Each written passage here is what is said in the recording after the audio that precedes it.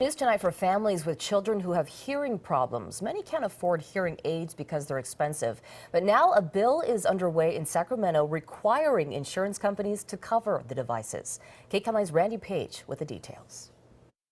Yeah, I like that. Take a moment and listen to this bright little 5-year-old describing one of her favorite things, ice cream. I like vanilla and chocolate, but do you know this kind of ice cream that has... You are witnessing a miracle made possible by this tiny piece of technology tucked inside little Zoe's ear, a hearing aid. Where do you turn up the volume if you want to? Right there? Yeah. When Zoe was diagnosed with a severe hearing loss as a baby, it was a race against time to get her fitted with hearing aids because with each passing day, her brain was missing out on critical auditory clues about the world around her, and she was unable to hear the frequencies of her mother's voice. When you have an infant and you have all these aspirations for them to be, Rhodes Scholar, whatever, and you don't even know if they're going to be able to talk, it's just so painful.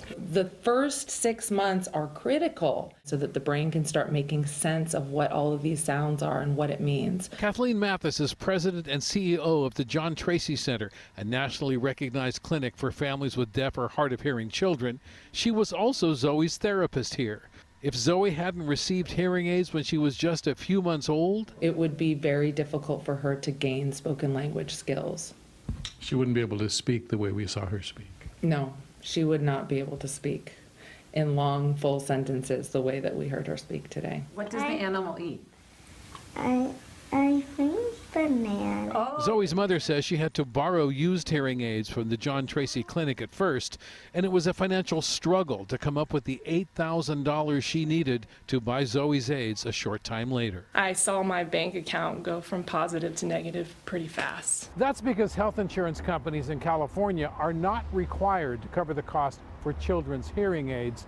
In fact, it's estimated only 1 in 10 families with private insurance have coverage for hearing aids. But that could soon change. A parent-led initiative has passed the state assembly and is now in the California Senate. If AB 598 is passed into law, it would require health insurance companies to include coverage for children's hearing aids. An organization representing health insurance companies called America's Health Insurance Plans responded to our story with a written statement which says in part, whenever there's a mandate to cover a new set of services, it results inevitably in everyone pays higher premiums. I actually think about the light coming through the window and the dust settling in the room. Zoe's mom is describing what she remembers about this photograph on the day Zoe first heard her mother's voice. From about 10 feet away, when they turned on her hearing aids, I called her name because she lit up and I knew that she was on. So I said, Zoe.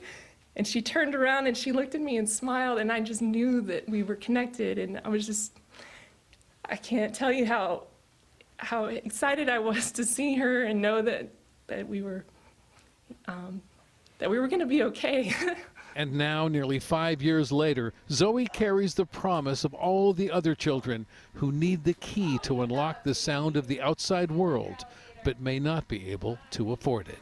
Bye, guys. All right, thank you. Let's go get some ice cream. Supporters of the bill tell me they are encouraged. It sailed through the assembly. If it gets through the Senate and goes to the governor, then they're optimistic because Governor Gavin Newsom has clearly shown a strong interest in the needs of young children.